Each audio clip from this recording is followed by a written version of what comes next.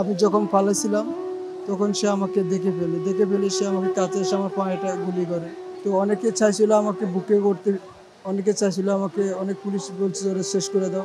সবচেয়ে দুর্ভাগ্য যে পুলিশ এত নিষ্ঠুর। ৫ তারিখে আসলে সবাই আনন্দ মিছিলে জয়েন্ট হয়েছিল। সাথে আমাদের মতন অনেক সাধারণ মানুষ, আন্দোলনকারী সবাই আনন্দ মিছিল নিয়ে উৎসাহিত ছিল। তারই মাঝে হঠাৎ এক ঝড় হয়ে যায়। সেই ঝড়ের কবলে হাজারো মানুষের যান চলে যায়। সেখানে আমিও ছিলাম। হয়তো আমার পায়ে লাগছে, আমি জানি বেঁচে গেলাম। আমার মতন হাজারো মানুষ আছে যারা বুকে পিঠে যারা খাইছে, তারা হয়তো পৃথিবীতে নেই, চলে গেছেন।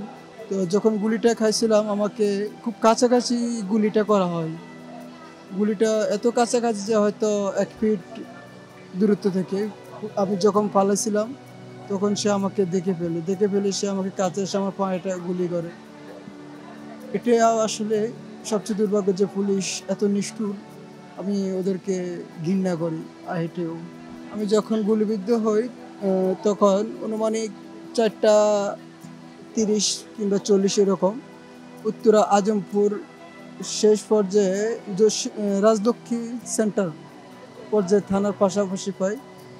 ওইখানে আমি গুলিবিদ্ধ হই। আমি একটা সিঁড়ির রাজলক্ষ্মী যে সিঁড়িটা আছে, মার্কেটের যে গলির নিচে একটা সিঁড়ি ছিল, গলির নিচে আমি পালাইতে যাই। যখন ওদের গোলাগুলি শেষ পর্যায়ে, ওইখানে ও আমাকে দেখে ফেলে পুলিশ। তো অনেকে চাইছিল আমাকে বুকে করতে, অনেকে চাইছিল আমাকে, অনেক পুলিশ বলছে ওরা শেষ করে দাও। তো আসলে আল্লাহর এক অশেষ রহমত, হয়তো দিনের রহমত ছিল, এই জন্য আমাকে পায়ে করছে।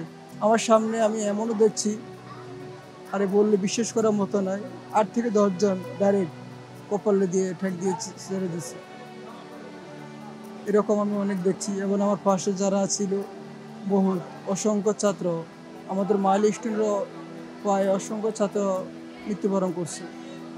এমনকি এভাবে বিভিন্ন জায়গায় বিভিন্ন আপনার এটা কী বলে স্টুডেন্ট, সাধারণ মানুষ অনেক ক্ষতিগ্রস্ত, বা অনেকে পা হারাইছে, অনেকে হাত হারাইছে, অনেকে মারা গেছে।